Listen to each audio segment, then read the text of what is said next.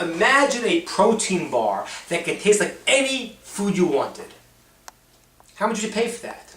The Jews in the desert actually had such a food. It tastes like anything. I don't mean tofu. They had what's called manna, a man.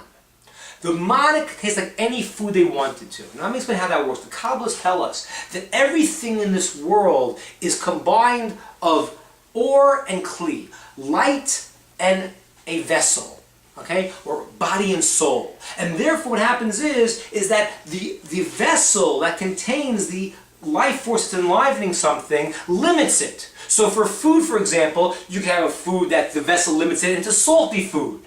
Or you can have a sweet one, or a sour, but you can't have them together, unless of course it's Chinese food. But otherwise you can't have that, except for man.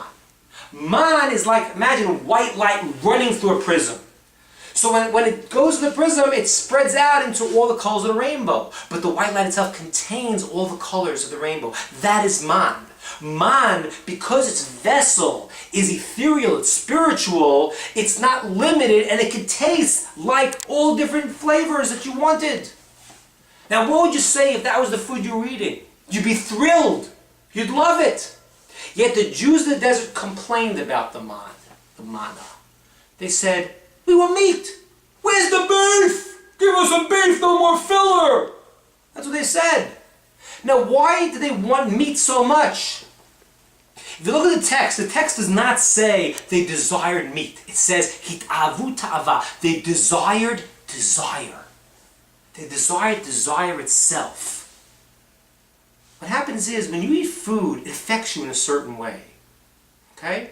When you eat something, your job in life is to take that energy of the food and elevate it. And that's why the Talmud says a person who is not spiritually refined should not eat meat. Why? Because first of all, you should just kill the animal if you're not going to use it and raise it up. Everything in the world you have to use. You take this animal and you're killing it, and if you're not raising it up, then who said you have a right to do that? But second of all, the animal itself has certain desire, has a certain instinct of the animal. If you don't raise it up, it's going to pull you down. And that's why I remember when I used to live in Greenwich Village, when I was in school in NYU, I remember there was two different restaurants where I used to live. One was McSorley's Bar and Grill, and on the other side of the street, there was a restaurant, Eden's Health Food Restaurant. And I remember seeing people coming out of these two establishments with completely different energies. People came out of McSorley's Bar and Grill after a good steak and a beer, they're looking for a brawl.